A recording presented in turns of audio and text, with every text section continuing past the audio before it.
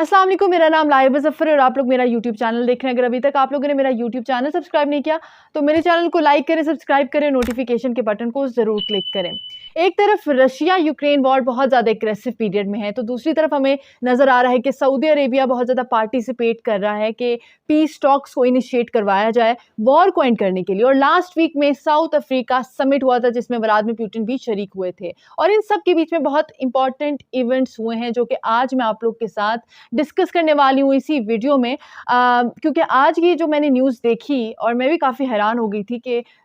ये क्या हो रहा है पूरी दुनिया के अंदर। और मैंने सोचा कि आज मैं आप लोग के साथ ये वीडियो में ज़रूर शेयर करूँगी न्यूज़। अब लास्ट वीक में नाइजर के अंदर मिलिट्री कोप हुआ, यानी मिलिट्री टेक ओवर हो गया है और इसके पीछे कहा जा रहा है कि रशिया की इन्वॉल्वमेंट है और वैगनर ग्रुप बहुत ज़्यादा एक्टिव है नाइजर में मिलिट्री कोप को लेकर आने के लिए। तो आज की वीडियो में आगे चल के मैं आपको यही डिटेल्स बताने वाली हूँ कि किस तरह रशिया जो है वो नाइजर को या तो टेक ओवर करने वाला है, कंट्रोल करने वाला है, या फिर नाइजर में रशिया की क्या इन्वॉल्वमेंट है।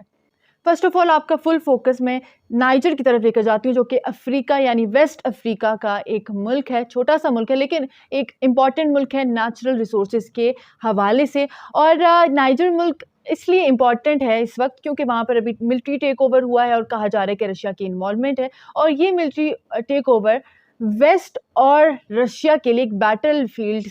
साबित हो सकता है। अब इसमें क्या हुआ कि लास्ट वीक हमें नज़र आया कि ये सब कुछ हो रहा है, मिलिट्री टेक ओवर हो रहा है और वहाँ पर फसादात भी शुरू हो गए हैं। नाइजर में बहुत ज़्यादा एहतजाज हो रहा है, कुछ लोग जो है वो मिलिट्री कोप के अगेंस्ट एहतजाज कर रहे हैं और कुछ लोग मिलिट्री टेक ओवर के हक में एहतजाज करते हुए नज़र आए हैं। थोड़ा सा कॉन्टेक्स्ट में आपको बैकग्राउंड का देती हूँ कि जो नाइजर कंट्री है साउथ अफ्रीका का, वो फ्रेंच कॉलोनी रहा है और अफ्रीका के बेशतर ममालिक जो हैं वो फ्रेंच कॉलोनी का हिस्सा रह चुके हैं जब कॉलोनियल एरिया चल रहा था, जहाँ पर ब्रिटिश कॉलोनीज़ थी, इसके अलावा फ्रेंच कॉलोनीज़ थी, तो नाइजर भी फ्रेंच कॉलोनी का हिस्सा रह चुका है। तो इसका आगे कॉन्टेक्चुअल मीनिंग आपको समझ आएगा, इसलिए मेरा बैकग्राउंड आपको बता रही हूँ कि इस टाइम नाइजर में आप वीडियोज़ भी देख सकते हैं स्क्रीन पर कि नाइजर में फ्रेंच एम्बेसी के बाहर फ्रेंच झंडे नाइजर में जलाए जा रहे हैं क्योंकि लोग समझते हैं कि ये जो मिलिट्री टेक ओवर हुआ है, जो हमारे मुल्क की कंडीशन है, इसके पीछे फ्रांस की involvement. Obviously third world country है, थर्ड वर्ल्ड कंट्री को हमेशा किसी ना किसी ने इन्वेड किया होता है या किसी ना किसी बड़ी पावर का हमेशा से रूल होता है। और इस सब के अलावा एक बहुत ज़्यादा इंटरेस्टिंग चीज़ जो ऑब्जर्व हुई है, जो लोग मिलिट्री रूल के सपोर्ट में निकले हैं यानी कोप के सपोर्ट में निकले हैं, वो रशिया फ्लैग्स लहराते हुए नज़र आ रहे हैं। आप लोग वीडियोज़ में देख सकते हैं और फ्रेंच एम्बेसी के बाहर उन्होंने रशिया के flag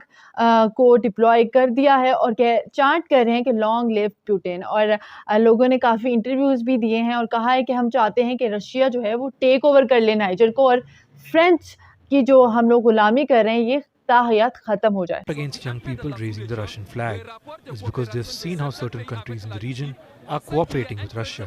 thinking that there's equal treatment, and that's why they've brought out these flags.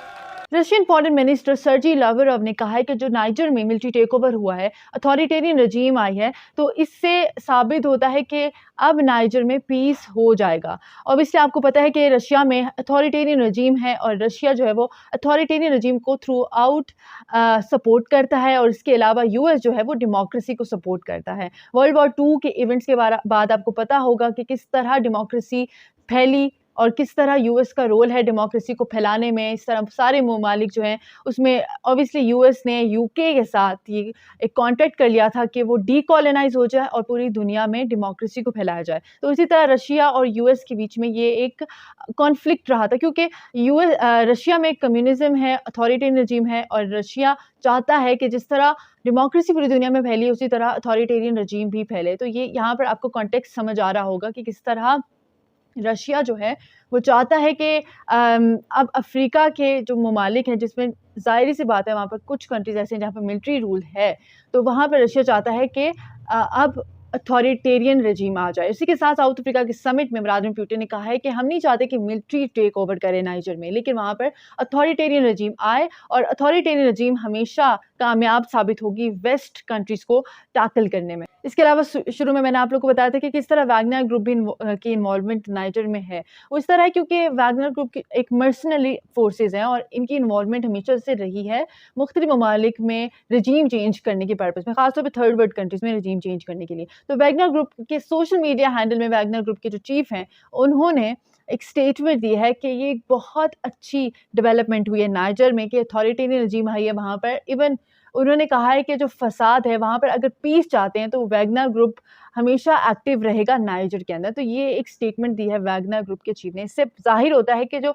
Wagner group है वो हमेशा से नाइजर में एक्टिव रहा है, चाहे वो फसाद करवाना हो नाइजर के अंदर या फिर पीस करवाना हो। अब ये मुझे नहीं पता कि वैगनर ग्रुप इन दोनों चीज़ों में से क्या करता है, लेकिन इस